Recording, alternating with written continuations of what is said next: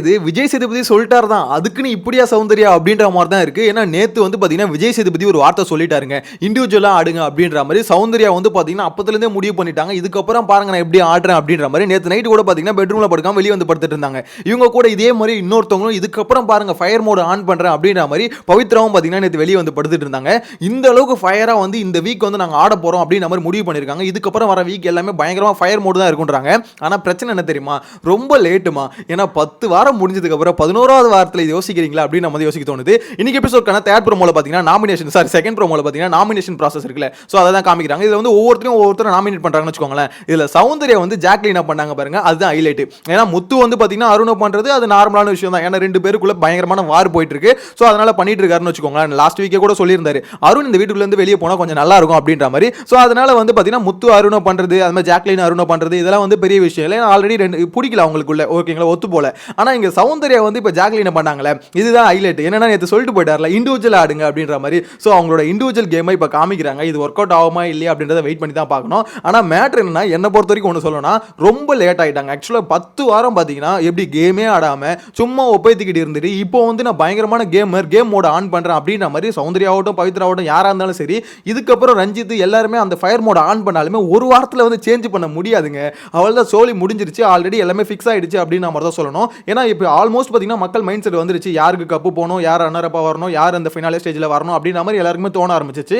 அவங்கவுங்களுக்கு fan base வந்து create ஆயிடுச்சு. இதுக்கப்புறம் அந்த ஃபேன் பேஸ் வந்து ஒரு வாரத்தில் உடச்சி மாத்துறதுன்றது எனக்கு தெரிஞ்சு கஷ்டம் தான் நினைக்கிறேன். உங்களோட கருத்தை மறக்காம கமெண்ட்ல மென்ஷன் பண்ணுங்க. யாருக்கு கப்பு போகும் நீங்க நினைக்கிறீங்க அப்படின்றத கமெண்ட்ல மென்ஷன் பண்ணுங்க. எனிவேஸ் இன்னைக்கான செகண்ட் ப்ரோமோல வந்து பாத்தீங்கன்னா நாமினேஷன் ப்ராசஸ் வந்து போயிட்டு இருக்குல்ல, இதுல யாரெல்லாம் நாமினேஷன்ல வந்தது அப்படின்ற மாதிரி லிஸ்ட் வந்திருக்கு. ஸோ அதுல வந்து பாத்தீங்கன்னா முத்து வந்திருக்காரு, அருண், டப்பா அருண், ஓகே, முத்து, டப்பா அருண், ரஞ்சித், தீபக், ரயன், ராணவ், இவங்கலாம் பாத்தீங்கன்னா பாய்ஸ்ல வந்திருக்காங்க. கேர்ள்ஸ்ல வந்து ஜாக்லின், பவித்ரா, மஞ்சரி, சௌந்தர்யா, அன்ஷிதா, இவங்கலாம் பாத்தீங்கன்னா கேர்ள்ஸ்ல வந்திருக்காங்க. என்னடா எல்லாருமே சொல்லிட்டு அப்ப 2 பேர் மட்டும் மிஸ் ஆகுது யாரு அப்படின்னு கேட்டீங்கன்னா, அந்த 2 பேர் வந்து நாமினேஷன் ஃப்ரீ பாஸ் வச்சிருக்காங்களா. அதாவது ஒருத்தர் வந்து பாத்தீங்கன்னா ஜெஃப்ரி, இன்னொருத்தர் வந்து பாத்தீங்கன்னா விஷால். இவனுக்கு 2 பேரை தவிர மிச்ச எல்லாருமே வந்துட்டாங்க அப்படின்ற மாதிரி தான் சொல்ல தோணுது. ஏன்னா மொத்த பேரும் வந்திருக்கானுங்க அப்படின்ற மாதிரி தான். மேட்டர் என்னன்னா ஓப்பன் நாமினேஷன் வச்சிருக்காங்க. ஸோ எல்லாருமே பாத்தீங்கன்னா செக் வச்சு இதுக்கப்புறம் விடக்கூடாதுன்னு அடிச்சிருக்காங்க. இதுல யாரு வெளியே போறதுக்கு வாய்ப்பு இருக்கு அப்படின்ற மாதிரி நான் நினைக்கிறேன் அப்படின்றது பாத்தீங்கன்னா ரஞ்சித் தான். ஏன்னா ரஞ்சித்துக்கு வந்து பாத்தீங்கன்னா ஆல்ரெடி அவருக்கு ஓட்டுன்றது சுத்தமா இல்லை. இப்போ அருண் தான் என்னதான் நெகட்டிவா இருந்தாலும் அவருக்குன்னு கொஞ்சம் ஓட்டு இருக்குன்னு வச்சுக்கோங்களேன். அதுலயும் அருண் வெளியே போகணும்னா இப்ப தர்ஷிகா பண்ண மாதிரி ஏதாவது பயங்கரமான ஒரு சம்பவத்துல மாட்டி ரஞ்சித்துக்கு வந்து பாத்தீங்கன்னா இப்ப ஃபார் எக்ஸாம்பிள் பார்த்தீங்கன்னா முத்துக்குமரன் வந்து அருண் அடிக்கிறாருன்னு வச்சுக்கோங்களேன். முத்துக்குமரன் இப்போ ஓட்டிங்ல இருக்காரு, அதுவும் ஒரு மைனஸ்னு வச்சுக்கோங்களேன். ஏன்னா இப்போ அவரோட ஃபேன்ஸ் வந்து இப்போ ரஞ்சித்தை இன்கேஸ் காப்பாற்றணும்னா முத்துக்குமரனுக்கு ஓட்டு போறதை விட்டுட்டு ரஞ்சித்துக்கு போடணும், ரஞ்சித்துக்கு போட்டு அருணை தூக்கணும் அப்படின்ற மாதிரி பிளான் பண்ணால் மட்டும்தான் பார்த்தீங்கன்னா இது வந்து நடக்கும். ஸோ அதனால தான் சொல்கிறேன், இந்த இடத்துல பார்த்தீங்கன்னா ரஞ்சித்துக்கு வந்து அருணு கூட ஓட்டு இருக்கு. ஆனால் ரஞ்சித்துக்கு வந்து பார்த்தீங்கன்னா அந்த ஓட் பேஸ்ன்றது பெருசா இல்லை, ஏதோ ஒன்று இருந்தது. இவ்வளோ நாளாக இப்போ எப்படி ஓட்டு இல்லாமல் எப்படி காப்பாற்றினாங்க அவர் அப்படின்னு கேட்டிங்கன்னா அவருக்கு இருந்ததுங்க. என்னன்னா அவரோட ஓட்டு இருந்ததுல அதை விட நிறைய பேருக்கு ஓட்டு கம்மியாக இருந்தது, அதுதான் உண்மை. ஸோ அதனால தான் பார்த்தீங்கன்னா ஒவ்வொருத்தராக வெளியே போயிட்டு இருந்தாங்க. இருந்தாலும் சில பேர் கேம் எல்லாரும் அவங்க வெளியே போனதுக்கு காரணம் என்னன்னா, நான் ஆல்ரெடி சொன்ன மாதிரி தான். இப்போ யாராவது இந்த வீக்ல ரொம்ப மோசமா விளையாட்டாங்க எப்படி சொல்றது, அவங்கள வந்து வெளியே அமிச்சு அவனை பார்க்கவே முடியல, வீட்டுக்குள்ள இருக்கிறத பார்த்தாலே சம வெறியாவது அப்படின்னு நம்ம நினைச்சிட்டு இருப்பாங்களே. ஸோ அந்த மாதிரி ஆளுங்களை தான் தூக்கிறதுக்கு என்ன பண்ணுவாங்க, அவங்கள தூக்கிறதுக்கு தனக்கு பிடிக்கலாம் கூட பரவாயில்ல இன்னொருத்தவங்களுக்கு ஓட்டு போடுவாங்களா, அந்த மாதிரி தான் போட்டு ஒவ்வொருத்தரையா தூக்கிட்டு இருந்தாங்க. தர்ஷிகா அப்படி தான் தூக்கினாங்க. எனிவேஸ் இந்த விஷயத்துல பாத்தீங்கன்னா அருணுக்கு ஓட்டு இருக்கு, ரஞ்சித்துக்கு ஓட்டு இல்லை அப்படின்னும் போது ரஞ்சித் தான் வெளியே போவாருன்னு நான் நினைக்கிறேன். நீங்க என்ன நினைக்கிறீங்க, யார் வெளியே போவாங்கன்னு நினைக்கிறீங்க? உங்களோட கருத்தை மறக்காம கமெண்ட்ல மென்ஷன் பண்ணுங்க. ஆக்சுவலா இன்னைக்கான எபிசோட வச்சு அந்த லைவ்லாம் பார்க்கும்போது ஒரு விஷயம் கிளியரா தெரியுது, எல்லாருமே பாத்தீங்கன்னா பயங்கரமா கேம் விளையாடணும் அப்படின்ற மாதிரி ஒரு இன்ட்ரெஸ்ட் வந்திருக்கு. அதுக்கான மெயினான காரணம் விஜய் சேதுபதி பேசினார் பாத்தீங்களா, உண்மையிலே அது ஹெல்ப் பண்ணியிருக்குன்னு சொல்லணும். ஏன்னா எப்பவும் போல ஷோ முடிச்சுட்டு போயிருந்தாங்க. நான் கூட நேற்று எபிசோட பார்க்கும்போது என்ன நினச்சேன்னா, என்னடா இது ஷோ ரொம்ப மொக்கையாக போகுது, விஜய் சேதுபதி எதுக்கு ஒருத்தரையாக கூப்பிட்டு வச்சு பேசிட்டு இருக்காரு, தேவையில்லாமல் இந்த மாதிரி வந்து ஷோ ஒப்பேத்துறதுக்கு பண்ணுறாரு அப்படின்ற மாதிரி யோசிச்சோம். ஆனால் அவர் கடைசியாக சொல்லிட்டு போனார், நான் இந்த மாதிரி பேசுறது வந்து அவங்களோட கேமை வந்து மாற்றுறதுக்கு இம்ப்ரூவ் பண்ணுறதுக்கு அப்படின்ற மாதிரி. அது வந்து ரிசல்ட் இருக்குங்க.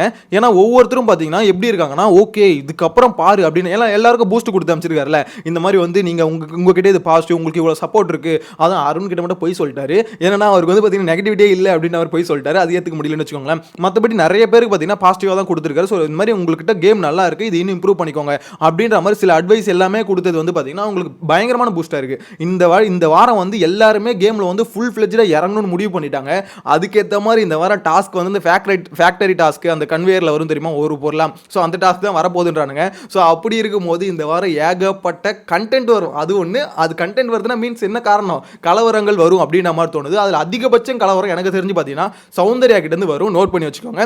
எதனால சொல்றேன்னு பார்த்தீங்கன்னா, சௌந்தர்யா நார்மலாவே பார்த்தீங்கன்னா ஒரு மாதிரி எப்படி சொல்றது, ஏதாவது ஒன்று பண்ணணுமே, அதாவது ஒரு விஷயம் வந்து ஒரு டாஸ்க்குக்கோசம் பண்ண மாட்டாங்க. இருந்தாலும் அங்கே அந்த சண்டையில் கலவரத்தில் நான் இருக்கணும் அப்படின்றதுக்கோசம் உள்ள வருவாங்க.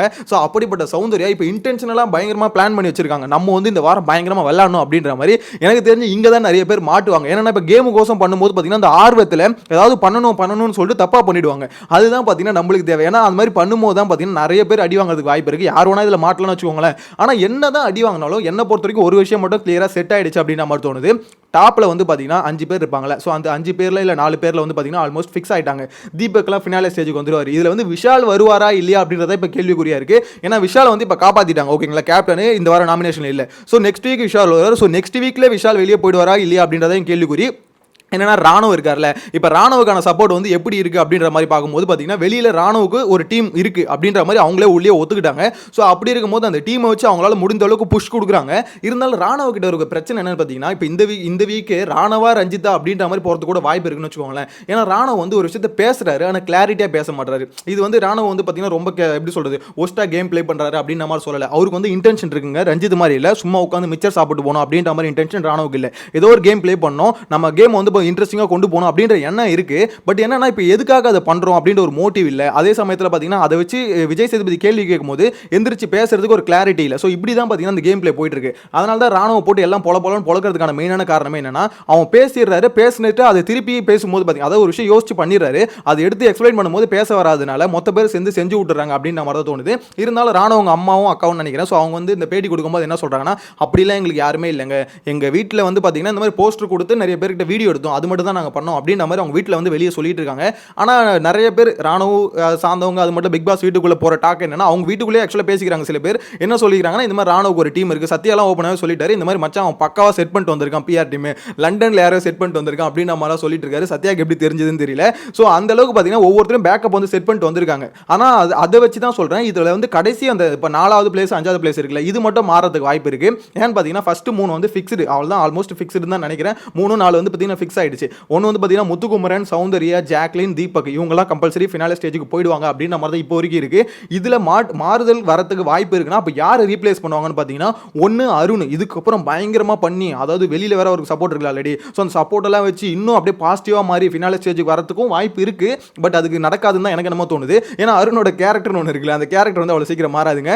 பாருங்களேன், ஒரு 2 நாள் வந்து ரொம்ப அமைதியாக இருப்பாப்ல, திருப்பி வந்து அவ்வளோதான் ப்ரோவோக் ஆகிட்டு அவ்வளோதான் பயங்கரமாக எல்லாரும் செய்கிறதுக்கு வந்து இறங்கிடுவார் அப்படின்ற மாதிரி தோணும். ஏன்னா 2 நாள் அந்த பாதிப்பு இருக்கும். என்னன்னா விஜய் சேதுபதி மாதிரி பேசிட்டாரு, முதல் நாள் போட்டு அடின்னு அடிச்சிட்டாரு அப்படின்ற ஒரு பாதிப்பு இருக்கும். ஸோ அந்த பாதிப்புலேருந்து வெளியே வரதுக்கு கொஞ்சம் டைம் எடுக்கும். எனக்கு தெரிஞ்சு ரொம்ப நாள் எடுக்காது, ஒரு 2 நாள் எடுக்கும். இந்த வீக்லி டாஸ்க் ஆரம்பிக்குது பார்த்தீங்களா, செவ்வாய்க்கிழமை புதன்கிழமெல்லாம் வெளியே வந்துருவார் மனுஷன், திருப்பி பழைய மாதிரி மாறிடுவார், நம்மளுக்கு கண்டென்ட் கொடுக்க ஆரம்பிச்சிருவாரு அப்படின்ற மாதிரி தான் தோணுது. உங்களோட கருத்தை மறக்காம கமெண்ட்ல மென்ஷன் பண்ணுங்க. அதே மாதிரி டப்பா அருண் பழைய ஃபார்முக்கு வரணுமா வரக்கூடாதா, உங்களோட தாட்ஸ் என்னன்றது மறக்காம கமெண்ட்ல மென்ஷன் பண்ணுங்க. நெக்ஸ்ட் டேல மீட் பண்ணலாம். Bye by.